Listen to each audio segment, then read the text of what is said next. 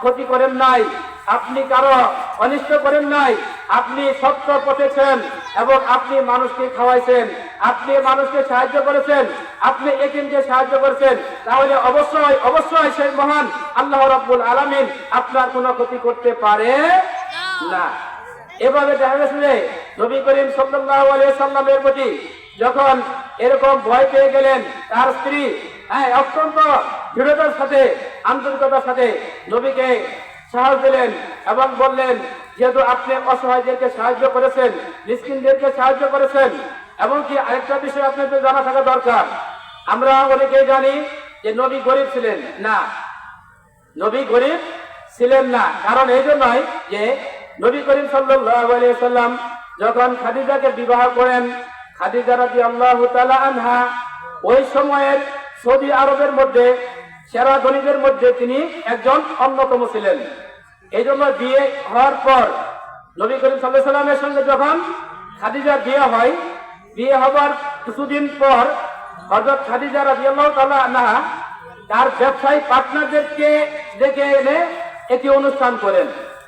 এই অনুষ্ঠানের মাধ্যমে হযরত খাদিজা রাদিয়াল্লাহু তাআলা আনহা তার সমস্ত সম্পত্তির চাবি আমাদের নবী মুহাম্মদ সাল্লাল্লাহু আলাইহি সাল্লামের হাতে তুলে দেন। সকলে বলি সুবহানাল্লাহ। যখন সমস্ত চাবি তুলে দিলেন, তখন খাদিজা রাদিয়াল্লাহু তাআলা আনহা কিন্তু আর সম্পত্তির মালিক থাকলেন না। ইতিহাসে আছে ইবনে হিশামে যে খাদিজা রাদিয়াল্লাহু তাআলা আনহার সম্পদ এত পরিমাণ ছিল যে একজন মানুষ তার গোডাউনের চাবি বহন করতে পারত না। অর্থাৎ তার গোডাউনের চাবি বহন করতে একটি উট লাগতো। তাহলে দেখা যাচ্ছে যে কি খাদিজার অনেক অনেক সম্পদ ছিল। এই সম্পদের পুরো মালিক হলেন কে? আমাদের নবী মুহাম্মদ সাল্লাল্লাহু আলাইহি সাল্লাম। এভাবে যখন মুহাম্মদ সাল্লাল্লাহু আলাইহি সাল্লাম পুরো মালিক হয়ে গেলেন, এই মালিক হবার পরেই 7 বছর পরেই সৌদি আরবে একটা দুর্ভিক্ষ দেখা দেয়। এই দুর্ভিক্ষের সময় নবী করিম সাল্লাল্লাহু আলাইহি সাল্লাম তার ধন সম্পদ টাকা পয়সা অকাতরে গরিব মিসকিন অসহায়দের মাঝে বিলি করতে থাকেন। এভাবে বিলি করতে করতে করতে করতে করতে করতে করতে পুরা সম্পদ তিনি বিলি করে দিলেন। তাহলে নবী করিম সাল্লাল্লাহু আলাইহি সাল্লাম আরবের মধ্যে কি সেরা ধনীদের মধ্যে অন্যতম সেরা ধনীর মধ্যে অন্তর্ভুক্ত হয়েছিলেন। কিন্তু আবার সেই সম্পদগুলি আবার কি করলেন?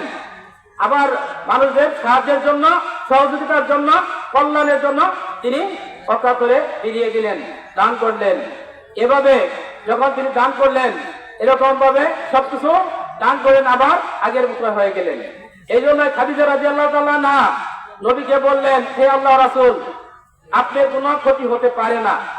নবী বলছিলেন যে খাদিজা, আমি আমার জীবনের আশঙ্কা করছি, আমি বেঁচে থাকবো কিনা, এরকম জীবনকে আমি আশঙ্কা মুক্ত মনে করতে পারতেছি না। এই এমন অবস্থায় খাদিজা রাদিয়াল্লাহু তাআলা না তিনি তাকে স্মরণ করাই দিলেন, বললেন যে আপনি কোনো ক্ষতি করতে পারেন না, কারণ আপনি তো সকল অবস্থায় ভালো কাজ করেছেন, আপনি কারো ক্ষতি করেন নাই, অসহায়দের সাহায্য করেছেন, সুতরাং আপনি কোনো অকল্যাণ হতে পারেন না। এভাবে খাদিজা রাদিয়াল্লাহু তাআলা আনহা যখন নবীকে সাহস দিলেন, কিছুদিন ওহী আসা বন্ধ ছিল। কিছুদিন ওহী আসা বন্ধ থাকার পরে বেশ কিছুদিন পরে আবার সেই ফেরেশতা জিবরাইল নবী করিম সাল্লাল্লাহু আলাইহি সাল্লাম একবার রাস্তা দিয়ে যাচ্ছেন। রাস্তা দিয়ে যাওয়া অবস্থায় সেই ফেরেশতা জিবরাইল আলাইহিস সালাম তখন আমাদের নবী মুহাম্মদ সাল্লাল্লাহু আলাইহি সাল্লামকে কাছে এসে বললেন, ইয়া আইয়ুহাল মুদাসসির। আল্লাহ বলতেছেন কি, ইয়া আইয়ুহাল মুদাসসির, যে ওহে বস্ত্র আচ্ছাদিত ব্যক্তি, বস্ত্র আচ্ছাদিত ব্যক্তি, উঠো এবং মানুষদেরকে সতর্ক করো। অর্থাৎ আল্লাহর পক্ষ থেকে নবীকে জানিয়ে দেওয়া হচ্ছে যে কি, আল্লাহর পক্ষ থেকে নবীকে জানিয়ে দিচ্ছেন, ইয়া আইয়ুহাল মুদাসসির, যে হে বস্ত্র আচ্ছাদিত ব্যক্তি, উঠো, কুম দাঁড়াও, উঠো, সাবধান করো, সতর্ক করো, ফানজির মানে সতর্ক করো, কুম মানে উঠো, দাঁড়াও, ফানজির সতর্ক করো, সাবধান করো। অর্থাৎ মানুষদেরকে কি করো? সাবধান করো, সতর্ক করো। কারণ হচ্ছে কি, তখনকার যুগে মানুষ এমন জাহিলিয়াতের পর্যায়ে পৌঁছে গেছিল যে একজন মহিলা, একজন মেয়ে মানুষ তার ইজ্জত নিয়ে এক জায়গা থেকে আরেক জায়গায় যাইতে পারতেন না। এবং কি নারীদের অবস্থা এমন ছিল যে তারা ভোগের সামগ্রী মনে করতেন। এবং এই আরবের লোকেরা তারা মনে করতেন যে নারীরা শুধু পুরুষদের ভোগ বিলাসীর পাত্র হিসেবেই থাকবে, তাদের কোনো অধিকার, তাদের কোনো চাহিদা, তাদের কোনো এখতিয়ার থাকবে না বা নেই। এরকম তাদের প্রতি বিভিন্নভাবে অবিচার, জুলুম, নির্যাতন এবং কি দাস দাসী প্রথাও প্রচলিত ছিল। কি ছিল? দাস প্রথা, অর্থাৎ দাস দাসী প্রথা প্রচলিত ছিল। মানুষ আজকে আমাদের বাংলাদেশে সহ পৃথিবীর বিভিন্ন দেশে গরু, ছাগল, মহিষ বিক্রি হয়, ঠিক এরকম সৌদি আরবে তখনকার কি হতো?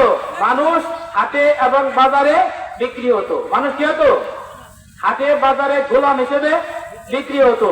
এরকম ভাবে এই হাট বাজারে এইগুলি কি হতো? বিক্রি হতো, যার কারণে এই হাট বাজারে